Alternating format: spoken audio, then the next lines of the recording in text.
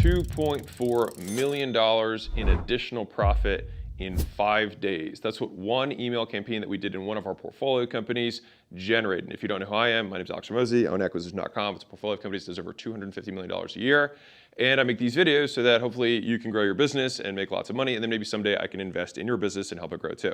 I want to walk you through step by step exactly what we did in this email campaign so that you can use the same thing in your business to get, ideally, even better results. So let me walk you through the context of this business. Number one is it's a business that relies predominantly on paid ads. So it's a consumer-based business, so lots of media to generate lots of volume of transactions and leads. So we had a very large email list. And for the most part, we weren't doing much with that email list besides following up for the initial transaction. And then after that, they were dead to us, which I definitely don't recommend doing. But at the time, going into this, it wasn't a constraint of the business. And then it became one because all of a sudden, some of our ads weren't performing as well. And all of a sudden, we thought, oh my gosh, we might not hit our quarterly revenue goals. What else can we figure out? Enter the email campaign. Cool, so let's walk through the numbers. So the email list size was 3.3 million emails. Now this was over a few years that we collected these emails, and it was a traditional, think about it like an e-commerce setup. So it was an opt-in, and then a sale, and then upsells. So the next major number that we need to know is that this was a $2,000 price point, and we had an upsell on the back end for about $8,000 that a certain percentage of customers would take. Now, the next piece that's important for this is that we had buyers and non-buyers that were on the list. So this was just a total list of everyone that we had ever had. Now in this business, traditionally, to sell just this $2,000 item, our cost to acquire a customer was $1,200. So not a lot of margin there left over. Now you can do this because it's an automated selling machine, so you can just crank on ad spend, which this particular business does. It's a 9-figure company in terms of annual revenue. But we're like, hey, one of the other stats about email that's important is that the cost to acquire a customer on email, once you've already acquired the lead, is $0, which if I can have free customers, that means whatever my gross profit is of selling my main thing drops straight to my bottom line. And so as a mental construct for this, I like to think about email kind of like a long-term investment account. And so it's like you run ads every single day, or you do outbound or whatever it is to build your list up. And that's kind of like your paycheck, right? Like you put work in and you get paid back, right? And it's just like a direct relationship. Whereas the email is kind of like your 401k. It's kind of like your investment account that you put money into, and then over time it starts to compound and compound and compound. And if you have an email strategy, and I'm going to give you kind of an overarching email strategy that we like to employ in businesses. This business just has crushed doing what we've been doing, so it hasn't been the main focus. But if you have a business, like it is one of the easiest ways to just immediately plug in and print money. And the nice thing is that even if it's late to the game, I mean, this business does a lot of money. You can still employ it and then immediately see the results. There's two things about email and having follow-up beyond initial follow-up that makes a business more valuable. Number one is that all sales that will come from email are going to drop straight to the bottom line in terms of profit. And so most businesses, 95% of businesses, are traded on a multiple of bottom line. And so since these sales drop straight to the bottom line, it will be a big enhancer on the enterprise value. The second point is that if you have consistent email sales that come in, that number isn't going to really change. Like tomorrow, you don't go from 3.3 million to 1.5 million emails on your list unless you clean the list or whatever. But fundamentally, the list size isn't going to change overnight. Your ads might change overnight, but your email list won't. So what that does is it actually can smooth out volatility that occurs in a business, which would make it more attractive to an investor. Long term, you'd like to have some sort of regular email cadence because things like deliverability and domain reputation and things like that come into play. I'm not going to get into that stuff for this video. I'm just going to talk about big picture email strategy that you can employ in your business now to make money. Great, now that we have the numbers and the context, let's talk about the campaign. So what we did for the list is that we promoted a challenge, and it was a 7-day challenge.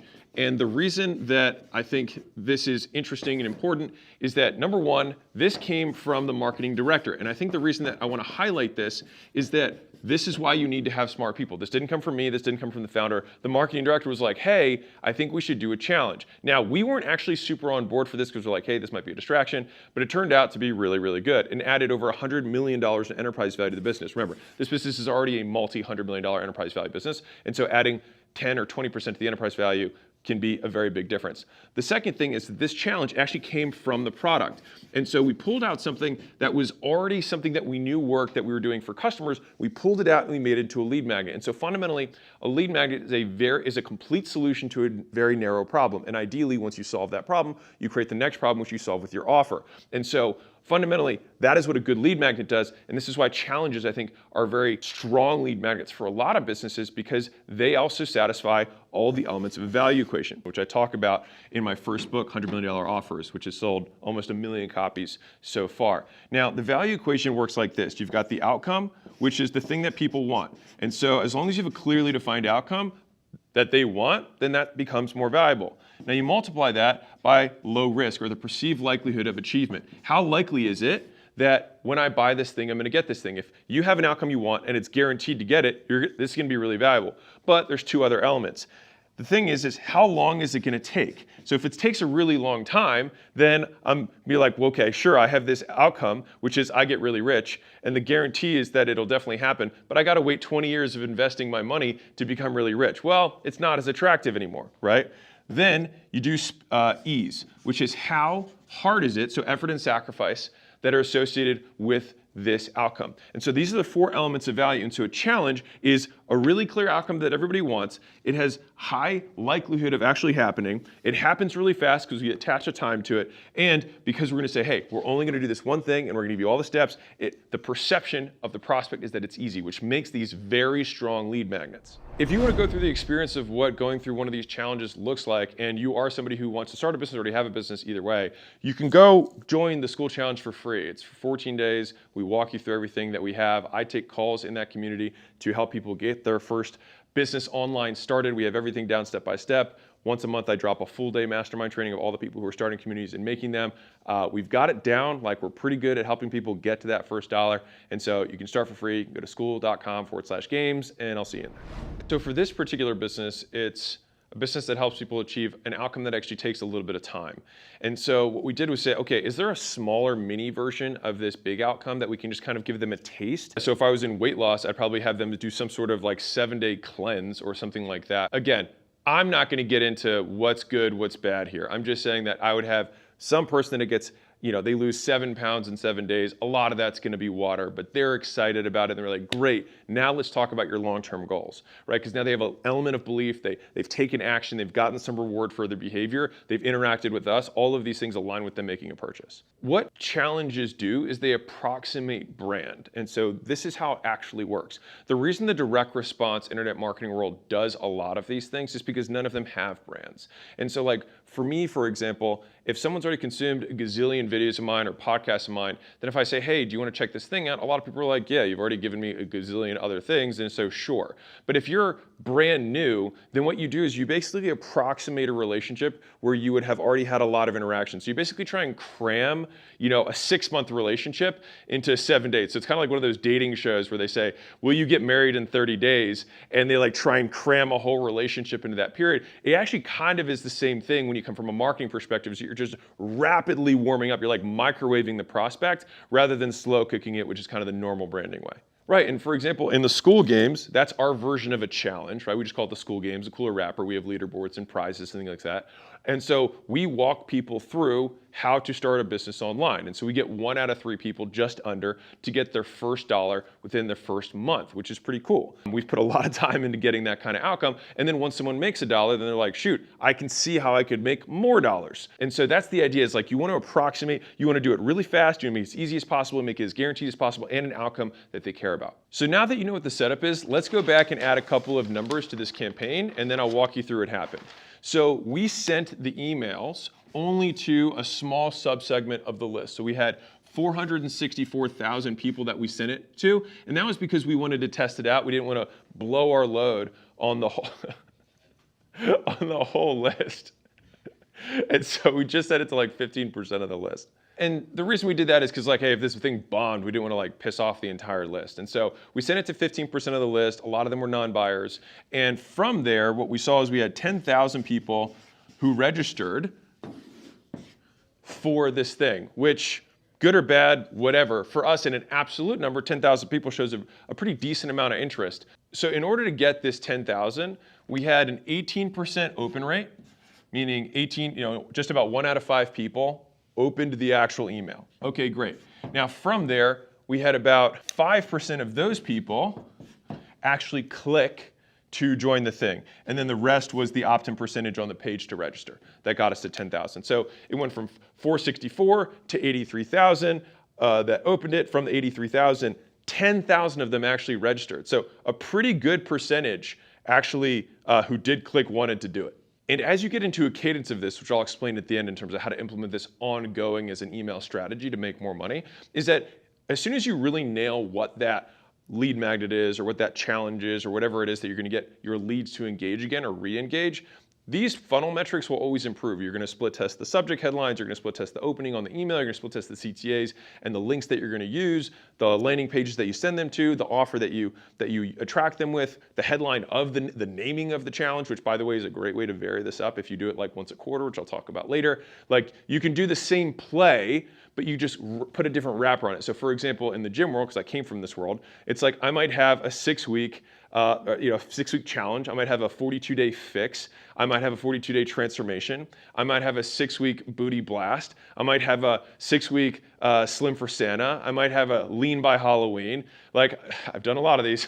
Accountability buddy, challenge. Like I've done a lot. And slim for summer. All of these things work. But fundamentally, what are we going to do? We're going to eat. You're going to eat less. You're going to move more. And so even though the deliverable of the challenge or the lead magnet might more or less be the same, you can just wrap it seasonally, or you can wrap it based on a specific pain point that happens at that time of year. So let me walk you through the results math, right? So we'll do a clean page. So we had 10,000 people who registered. I actually don't have the data on how many people attended live and watched throughout the whole 7 days. I can get this, but I know the high level. And so from 10,000, we had 800 people who actually bought. All right, so we had about 8% of people who made the purchase, which is pretty good. Not unhappy about that at all. Do I think we can improve it? Yes. But fundamentally, this was to a list of plenty of people who hadn't bought. They knew who we were, so I'd say it was a little bit warmer than True Cold, but a lot of them had never bought anything from us before. And so that resulted, remember this is a $2,000 price point, in $1.6 million in new sales that we did just from this email campaign. You're like, wait a second, I thought you said you did 2 million or more than 2 million. Let me explain what happened from there. So from there, we had 20% of people ascended into the 8K product, which allowed us to make an extra 800K from the ascensions. And so that gave us $2.4 million in total from this 7-day email campaign. Now, I want to break something very cool off for you, which is that you see 2.4 million. Now that was derived from a list that was 464,000 emails. And so that means we were making roughly $6 per email in this campaign. And so if you know that you do this, call it 4 times a year, which I would recommend you do when we get into the takeaway section, meaning 1 time per quarter, you do a cleanup where you say, great, we're going to take all the leads that we had and we're going to run them through a conversion mechanism. In this way, it's not like, oh shoot, I have to do this all the time. It's like, all right, I'm going to do this big thing. We do it once a quarter and we clean up our Q1, we clean up our Q2, we clean up our Q3 by running all of our leads through this high converting funnel that we've structured purposely for non-buyers. So we have different hooks, different front ends that has different messaging that might not have been the primary message that converts the most people, which is our first, whack at it, but this is our second and third whack at it. And by varying the titles that you use in each of the quarterly things that you do, so Q1 will have a different name than Q2, you'll still be able to attract people without necessarily fatiguing or tiring the list. And in between those times, you can then simply provide value to the list, and so you've deposited some goodwill that earns you the right to be able to ask for the sale. So let me walk you through the takeaways that we had from this that you can use for your own business to make more money. So there's 4 main takeaways that I would recommend you take from this, that I take from this. Number 1 is smart people. All right, so you have to be able to trust your people to make recommendations. Now, neither the CEO nor I, so I like to say this, I also am not always in favor of ideas that make lots of money because I mess up too. But we were like, you know what? They're a little closer to it. We will trust that they're super excited about it, because the flip side is if you bash every idea that your team comes to you with, then they're going to stop thinking about ideas. And then all of a sudden you're like, why doesn't my team ever think of anything? It's like, well, because you turn them down every time. And so there's kind of like, what hills do I want to die on? And what times do I want to say, hey, give it a shot. I don't think, like, is this going to do damage to the brand? No, I don't think so. We're currently not doing anything there. And if you're really passionate about it, sure, let's do it. So one, having smart people. Two, which is trusting them. All right, so I say this is still as first kind of people related for this, is that you still got to trust those people and make a bet with them. And part of the reason I say trust them, obviously you want to trust them because they're competent, they're intelligent, and they're well-intentioned. But the other thing is that they sometimes just have data that you don't have. Because fundamentally in a business, there's data that's happening all over the place, and you're only going to get snippets as a CEO, especially the bigger the company is, right? This is the business at almost 10 million a month. Like, it's a very large business. There's lots of things going on. And so that person is going to be much closer to the data, have a much closer pulse than sometimes the founder or CEO might have. And so sometimes they have data that you're not working with, and that's why extending a bridge of trust is important. So the second takeaway is offers to money, all right? So the amount of offers that you make to any prospect is directly correlated with the amount of money that you'll make, with the single caveat that every time you make an offer, you lose goodwill. And so what you want to do is make sure that you're depositing sufficient goodwill that you can earn the ask. And so make as many as you can while also providing as much value as you can, which means that if you want to make a lot of offers, you just got to provide that much more value. Now, with this particular instance, we were going to a list that we had emailed, but not a lot, but we hadn't really emailed any offers to in a very long time. And so even though we weren't putting a ton of value, our give to ask ratio was still okay because we hadn't asked at all. And so I talk about the give to ask ratio in the content section of this book. And the reason that I actually consider email a form of content is that it's one-to-many distribution to people who know you. Now, it's just free, which also is just like when you post on social media. The only difference is that you control 100% of who gets this, whereas on social media, algorithms, things like that, distribute your content. But fundamentally, you're distributing one message to many people, and it's free. And so that is what makes email so profitable, just like organic. And I want to add a little caveat here, which is that it's okay to ask for the sale again. And so all these people, or the majority of these buyers, hadn't bought this thing. And so when we asked again, some people were afraid of making the second ask. But people get busy. You know, they leave a shopping cart up, and then they, you know, their kid screams and they forget about it. Like, it happens. And so you can't get too bent out of shape on the fact that, like, you're going to offend people by asking them. It's okay to ask as long as you earn the right and you've given until you've deposited enough goodwill that there's enough demand, there's surge there, that you can let loose the valve of money and it can come on and then you can close it again. So the third takeaway is that you can sell the same thing in a different way. And so I can sell a product on a webinar, I could sell it on a phone, I could sell it via a live workshop in person, I could sell it via email. And so you can have less offer fatigue by selling the same offer in a different medium. And so you can get more hacks or more at-bats because people will judge their goodwill with you based on the medium that you're communicating in. And so this is something that I have found. It also, by the way, is a great way to vary products up. And so, for example, if you're an educator, I'll just use this because it's simple.